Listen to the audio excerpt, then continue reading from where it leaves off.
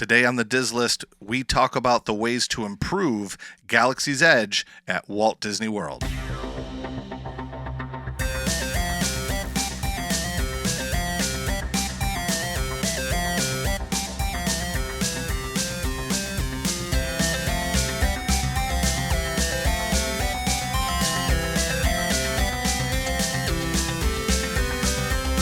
Welcome to the Diz List podcast that lists everything Walt Disney World. I'm Nick.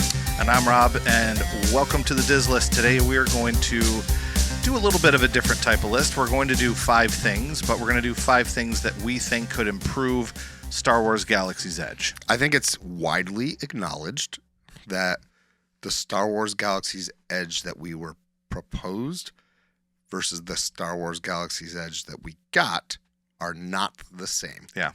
And so it does feel a little incomplete. And I think our list would complete it. I think if you get 2 out of our 3 on our list, it would complete it. They don't need to do all 5. But they're all, well, they're doable, except for one.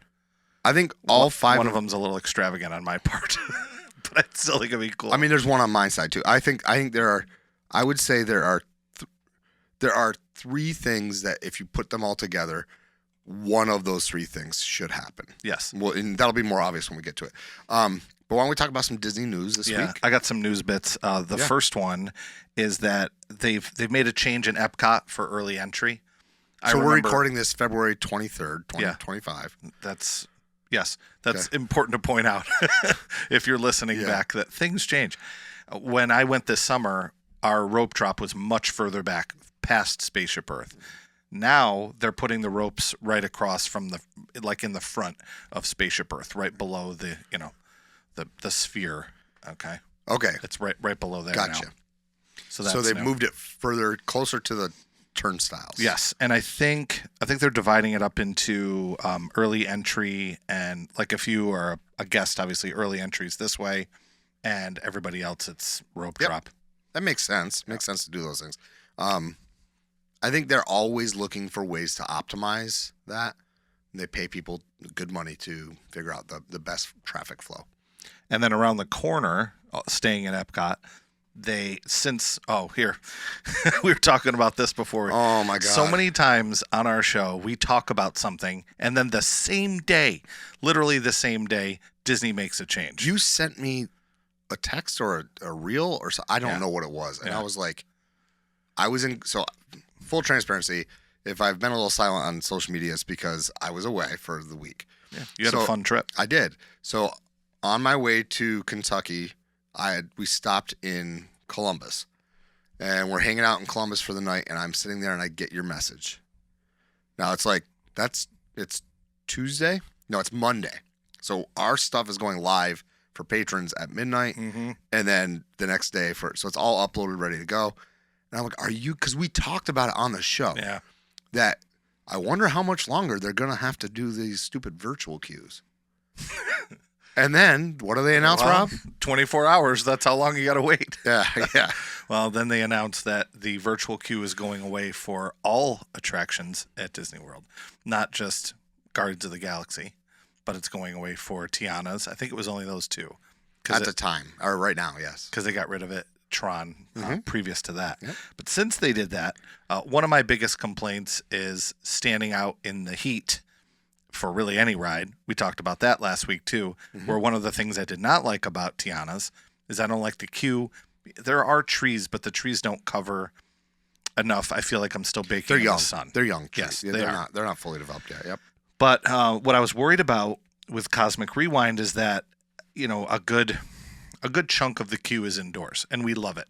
And we raved about it on last episode. Yeah. If you haven't heard our previous episode, go back and listen. It was a great one. But a good chunk of it, I mean, this is going to be a very, very popular ride. It's, listen to the list, but it's on our top 5. You'll have to see where it lands. But what they did is they added umbrellas outside for the regular, standby queue. I mean, which is helpful. I don't know. If I saw the line outside, I don't know if I'd be willing to wait. It might be 90 minutes inside. It is. If you back that all the way out, all the way back to the bottom of those ramps and put all the full snakes in, I want to say the first year that you and I went, when we got our virtual queue, boarding group called. We still waited for like over an hour. Yeah, we did. And it wasn't full in that room. So if it's outside, it's going to be a long wait. Wow. But I'm glad they're taking precautions. The next news bit is that in Buzz Lightyear's Space Ranger Spin in Magic Kingdom, there's a part towards the end where there aren't any targets that you shoot, and it's a tunnel. Yeah. And that dates all the way back to when they used to have the different travel rides in there. Okay. So that projector's been there. According to the estimate from this news source, that projector's been there for 26 years. Jeez. Yeah. So projector technology has come a long way. They updated it, and that's new and sharp and looks way better, apparently. So that's good. And then the last one is, it could potentially be bad news or good news, depending on when you go. But both Disney World and Disneyland are going to switch to a flexible pricing model with ticket prices fluctuating based on demand, not just date. So that seems like it's similar to the way that flights are priced. Is that right?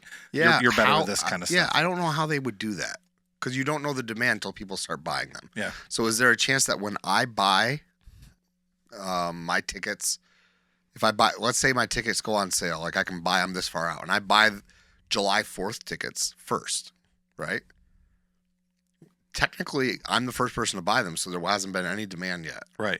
And is that price locked in? I'm assuming so. So when do they make the decision about what? Now, I know they might use historical demand, but they kind of already did that with the way they've priced based on season and made you tell when you're going to come and when you're not coming. Maybe that's day of ticket price purchasing. I don't know. Yeah, maybe that could be it too. That could be that like the day of changes. Look, we've sold this many. There's this many people here today. We are packed. If you want to go, you want to go to Animal Kingdom, it's this price. You want to go to Magic Kingdom, it's going to be more. That's similar to how they alter the wait times to kind of move you through the park. Yes. So there's a ton of people at Magic Kingdom. There's no one at Animal Kingdom. Mm-hmm. So Animal Kingdom today is $6. that won't happen, folks. But I'm using it as an example. I mean, oh wow, $6. We're going there. It's not going to have a lot to do. I don't know if it still might be skip worthy at 60. Yeah. And I love it, but like this year, this summer is not going to be very much at Animal Kingdom. No. No. So I'm actually looking forward to going to Animal Kingdom for it being a few less people and be able to walk around and enjoy everything. Oh, you'll actually probably get to see the tigers. Yeah, I hope so. And the baby tiger. Yes. I mean, that's going to be the biggest draw at Animal Kingdom this summer is the baby tiger, not the rides. I will be there. It's really, everything's going to be kind of closing down. I didn't see too much of anything else on the news. I did want to point out some stuff that we saw and we've been seeing people post about online, whether it's different, accounts we follow that have kind of put all these things together, or other people commenting that, hey, on my trip, I noticed this. There's some things that like regular maintenance is starting to happen again. Mm-hmm. Stuff like Chum in Nemo and Friends is active and moving again. Because I think he was just stationary for a bit.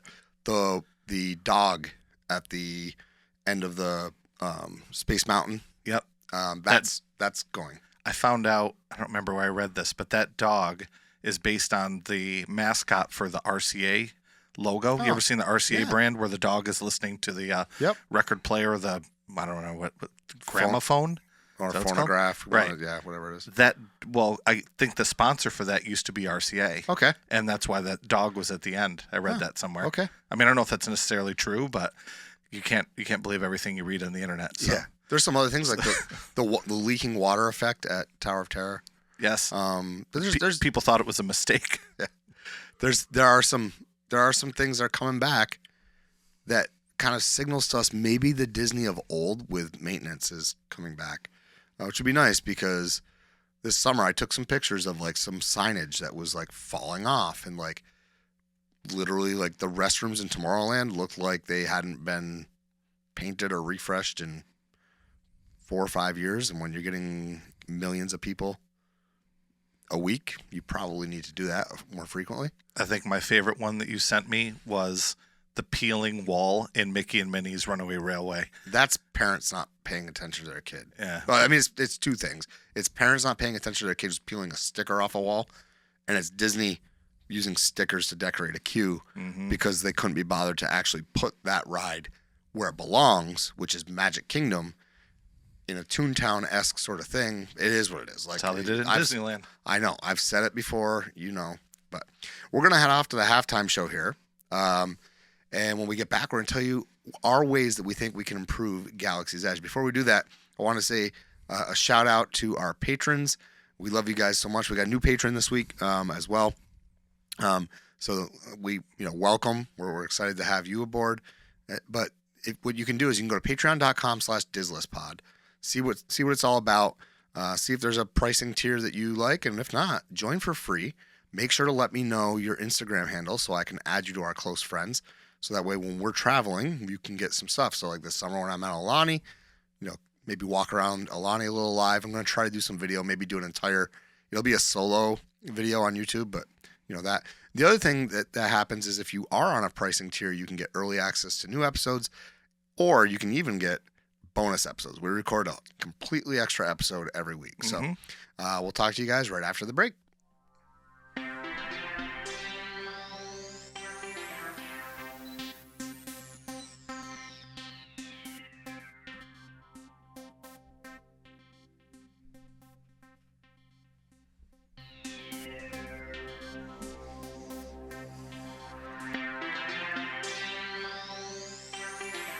Welcome back. So, Rob, you said you actually had an extra piece of news, but you wanted to save it for this half of the episode. Well, because it's directly related to what we're going to talk about. Ways to improve Galaxy's Edge. Yep.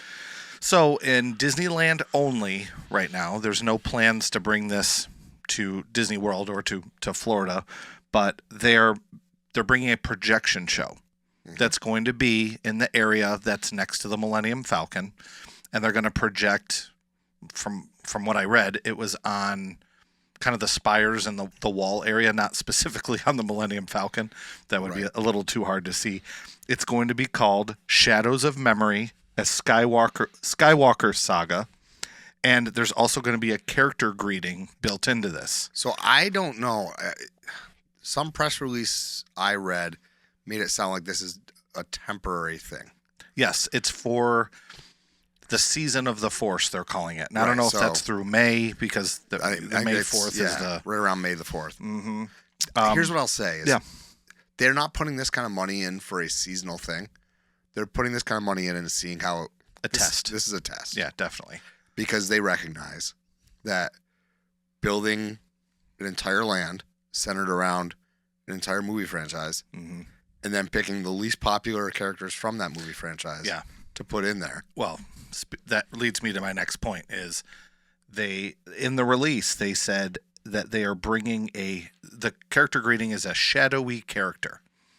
And unofficially, the word has leaked out that shadowy character is specifically Luke Skywalker from Return of the Jedi. Yes. In his black cloak, he wears the black glove because he had his hand cut off. I mean, it's unofficial, but it's not very unofficial. They showed a picture of a guy wearing a black cloak that looked like it was Anakin, or not Anakin, sorry, Luke. Yeah.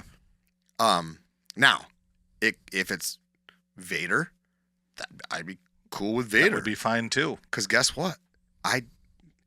Yesterday there was a marathon yesterday of the Star Wars movies. I don't know if you saw this, but there was a marathon, and I got home after my long ride getting back here. I sat down on the couch. I was like, I'll watch this. It was The Last Jedi was on, followed up with the Rise of Skywalker. And I was like, I liked those movies, but then I'm watching it, and I'm like, some of this acting is horrible. Some of the acting in a lot of the movies is horrible. And the shows.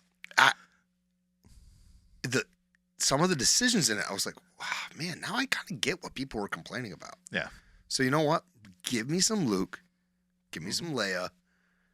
I know part of it is I think that they're afraid that like Luke looks like Luke looks like Luke. You can't have, but they do it with Captain Jack Sparrow. They do, but yeah, they do. So the interesting part is at the very beginning when they first announced they were going to do this quote unquote Star Wars land, that it was going to be a very specific time period. Now it looks like finally they've decided to abandon that.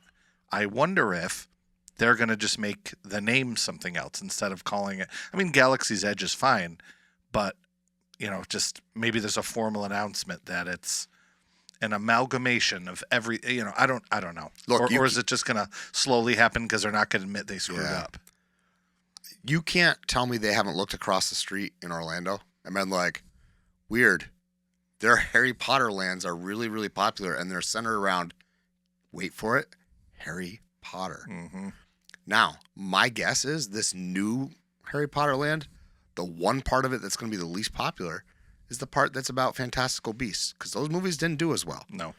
Now, the Ministry of Magic stuff that they're opening up, that's going to be big. Oh, definitely. But that outside stuff where you're in, I guess 1920s France for fantastical beasts, I don't know that's going to be a popular area. So we'll see. It's interesting, though, that you brought up a show because on our number 5 way to improve Galaxy's Edge was to put a stage show in there. And they sort of have one now, to be fair. In that back corner, they have Kylo Ren and the Stormtroopers, but that's not really a show. Right. They're just standing there yelling.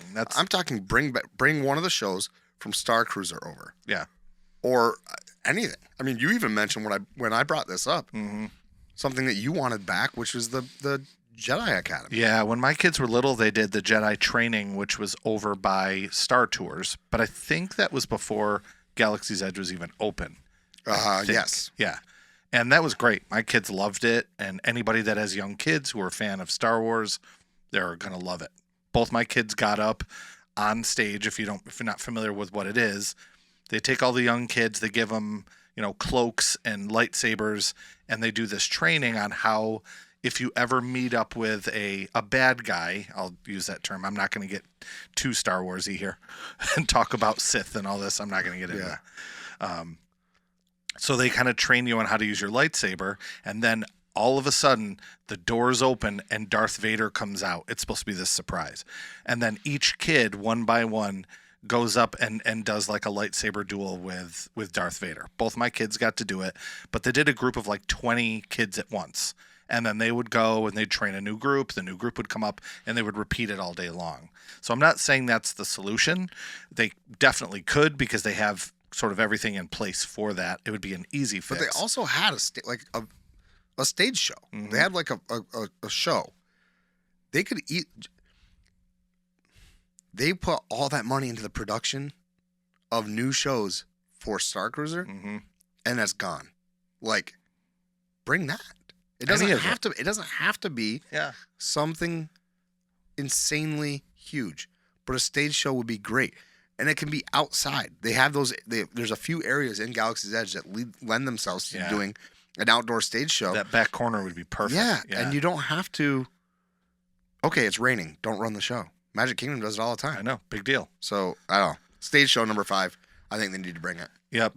And then another one for 4. And I'll let you elaborate a little bit more on this too, but I feel like, again, I'm so bad at specifically where I read these things, that there originally was talk of having some kind of ride that goes along the area. How do I describe it?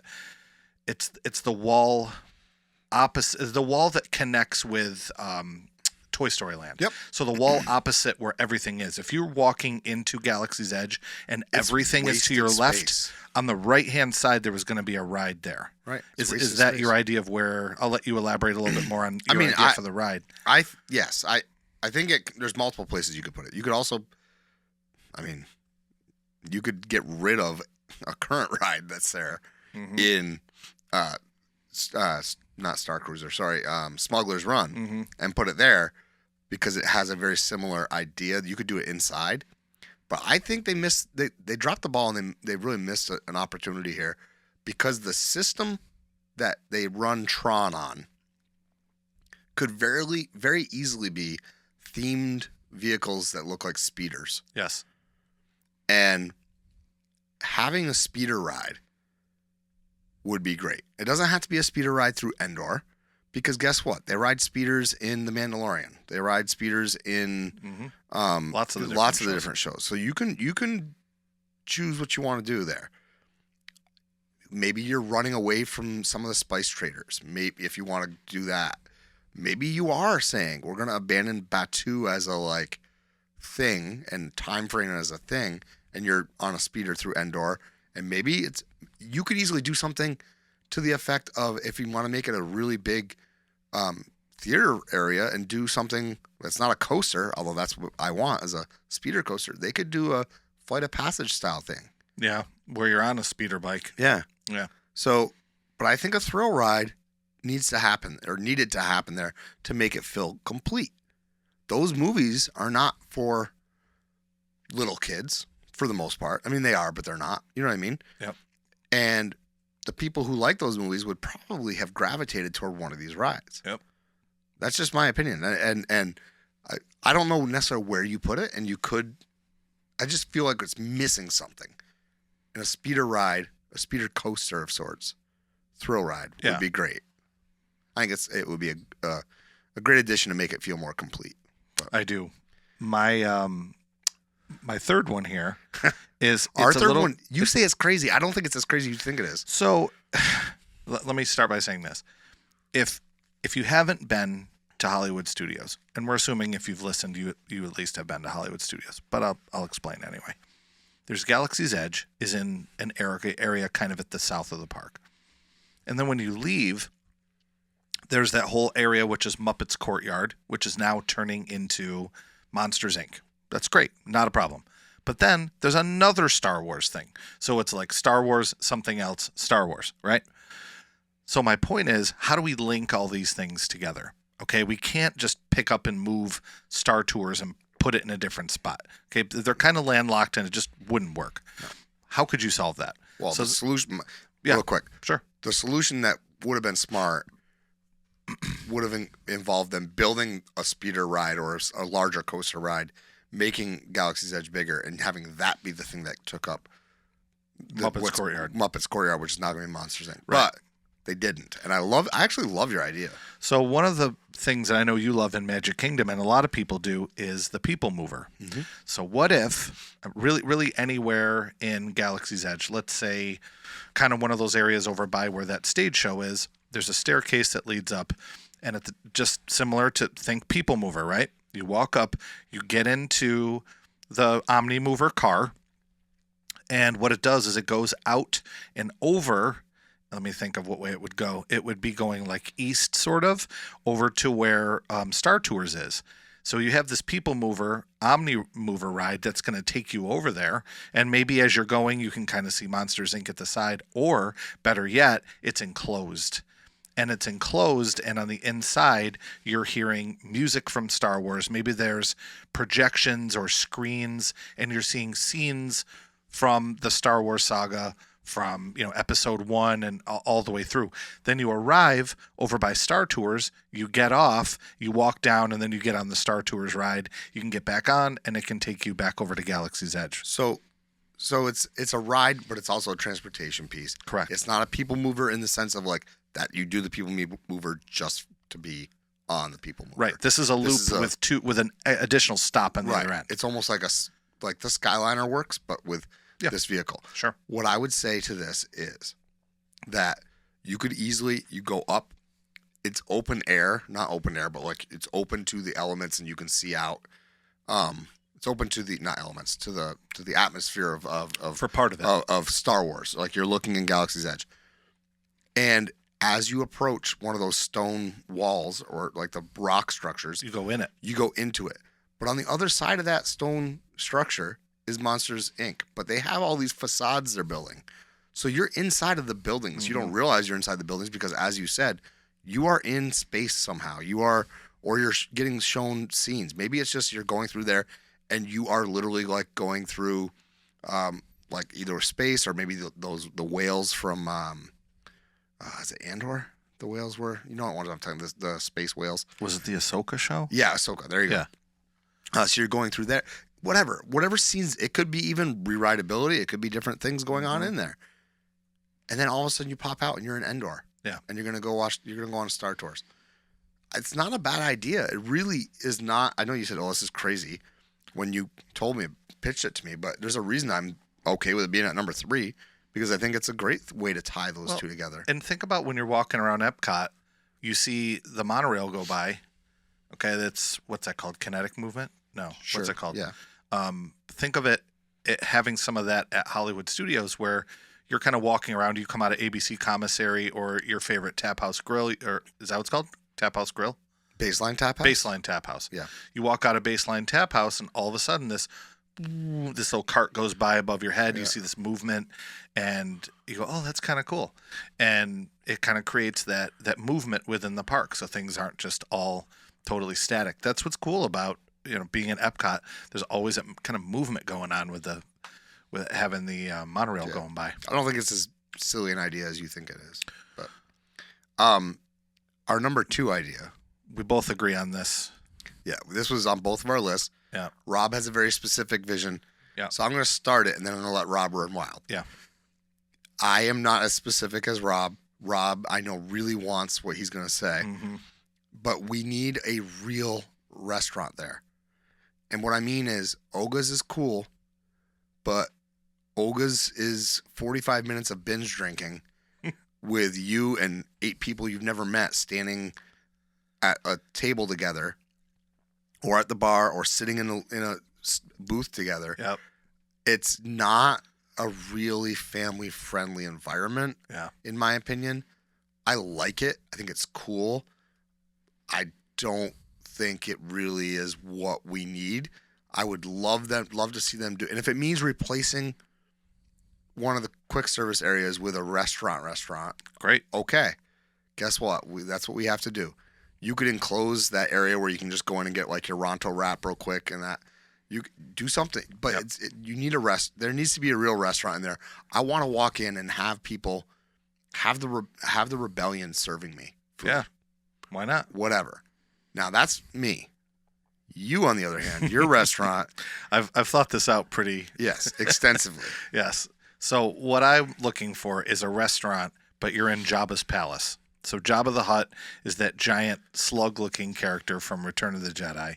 So originally my idea was you walk in, Jabba, similar to the movie, where he's kind of in one place and everyone is dining while Jabba is a animatronic who will, slightly move here and there or laugh or whatever else. Then I was thinking about it. I wouldn't want a seat in the very back. And everyone that's sitting in the front is really going to have kind of, and it's luck of the draw. People can say, no, I want to sit right in front of Jabba. Here's how you solve it.